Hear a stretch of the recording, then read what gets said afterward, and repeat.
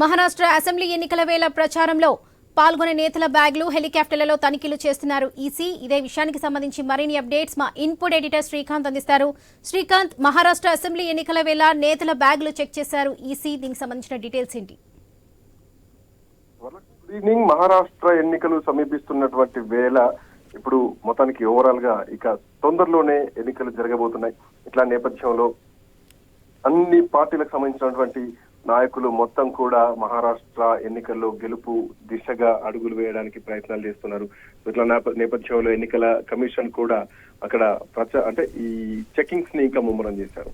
Exactly తనిఖీలను కూడా చాలా serious గా ఇస్తున్నారు. సాధారణ పౌరులతో పాటు ప్రముఖ రాజకీయ నేతల వాహనాలని కూడా అక్కడ క్షుణ్ణంగా తనిఖీ చేస్తున్నారు. ఈ మధ్య కాలంలోనే కాంగ్రెస్ అధ్యక్షుడు మల్లికార్జున ఖర్గే, ఆ పార్టీ రాష్ట్ర అధ్యక్షుడు నానా పటోల్, శివసేన చీఫ్ ఉద్ధవ్ ఠాక్రే, సీఎం ఏక్నాథ్ షిండే, అంతేకాదు డిప్యూటీ సీఎం దేవేంద్ర ఫడ్నవీస్ ల వాహనాలను సైతం ఎన్నికల అధికారులు తనిఖీ చేయడం జరిగింది.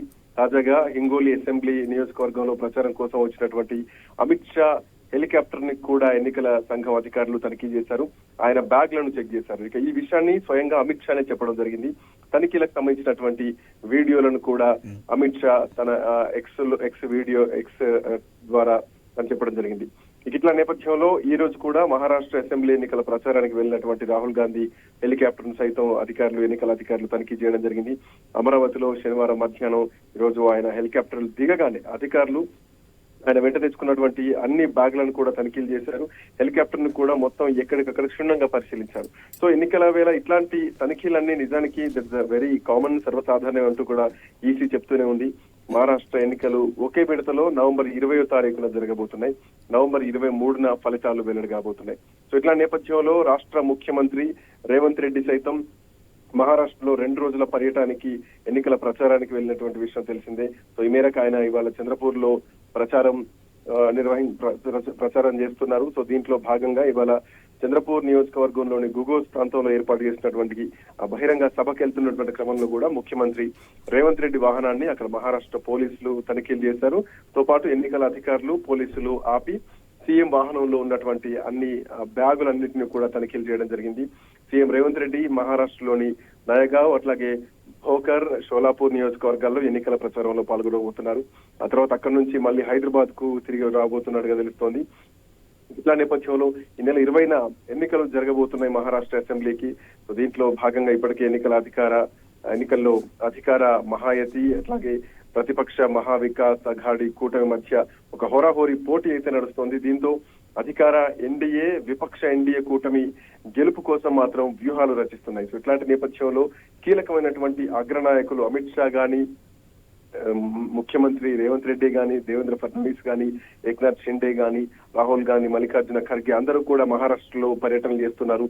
ఇక మరీ దగ్గరకు వచ్చింది కేవలం 4 రోజులు ఉన్నటువంటి నేపథ్యంలో ఇంకా ఎన్నికల ప్రచారానికి 2 రోజుల్లో తెరబడబోతోంది. కాబట్టి ఇట్లా నేపథ్యంలో ప్రచారం ముమ్మరమైంది.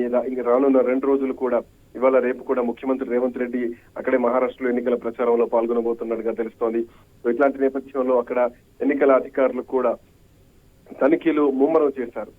సో ఇట్లా నేపథ్యంలో అక్కడ ఇవన్నీ కూడా సర్వసాధారణమైనా కానీ ప్రతి ఒక్కటి కూడా మహారాష్ట్ర ఎన్నికల అధికారులు ప్రతి ఒక్క వెహికల్ ని కూడా చెక్ చేస్తున్నారు. ముఖ్యమంత్రుల వాహనాలని తో పాటు అటు కేంద్ర మంత్రులు ఎవరైతే ఉన్నారో జాతీయ అగ్రనాయకత్వాన్ని కూడా వాళ్ళ వెహికల్స్ కూడా చెక్ చేస్తున్నారు.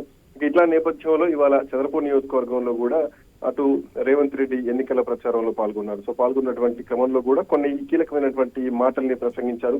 తెలంగాణలో రైతు రుణమాఫీని అక్కడ ప్రస్తావించారు. అట్లాగే మహిళలకు ఉచిత బస్సు గురించి కూడా ఆయన ప్రస్తావించారు. సో ఈ ఏడాది కాలంలోనే 50,000 ఉద్యోగాలు ఇచ్చినట్టు కూడా రేవంత్ రెడ్డి ప్రచారంలో చెప్పడం జరిగింది. ఈ దేశంలో గుజరాత్ సహా ఏ రాష్ట్రంలో కూడా ఏడాదిలో 50,000 ఉద్యోగాలు ఇవ్వలేదు. సో ఈ ఉద్యోగాలను మేమే ఇచ్చామంటూ కూడా అక్కడ రేవంత్ రెడ్డి తన ప్రచారంలో తెలంగాణ రాష్ట్రంలో జరిగినటువంటి అభివృద్ధిని మహారాష్ట్రలో మాట్లాడుతున్నారు. ఇట్లా నేపథ్యంలో అటు ఏక్నాథ్ షిండే కూడా ప్రజా తీర్పును అంటే మహారాష్ట్రలో ప్రజా తీర్పు ఏక్నాథ్ షిండే గాని, అజిత్ పవార్ గాని కాలరాశారని కూడా మండిపడడం జరిగింది. షిండే రేవంత్ రెడ్డి, అజిత్ పవార్ గుజరాత్ గులాం లాగా మారారంటూ కూడా విమర్శలు చేయడం జరిగింది. సో ఏదేమైనా కానీ మహారాష్ట్రలో సీఎం రేవంత్ రెడ్డి వాహనం తనిఖీ చేయడం, మరోవైపు మిగతా ఎవరైనా అధికారులు ఎవరు వచ్చినా ఏ పొలిటీషియన్ వచ్చినా గానీ వాళ్ళ అధికారులను వాళ్ళకి సంబంధించినటువంటి వాహనాల్ని ఎక్కడికక్కడ క్షుణ్ణంగా పరిశీలిస్తున్నారు.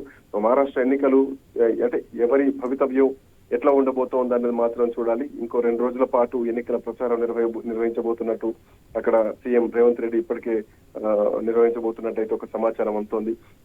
ఆ తర్వాత ముఖ్యమంత్రి హైదరాబాద్ రానున్నారు. సో ప్రస్తుతానికైతే అమిత్ షా గానీ, మల్లికార్జున ఖర్గే, ఏక్నాథ్ షిండే వీళ్ళందరి వాహనాలని అంటే హెలికాప్టర్లు వాహనాలు అన్ని కూడా చాలా క్లియర్ కట్ గా పరిశీలన మాత్రం క్షుణ్ణంగా పరిశీలిస్తున్నారు, చెక్ చేస్తున్నారు. Varalakshmi. Right Srikanth, thank you.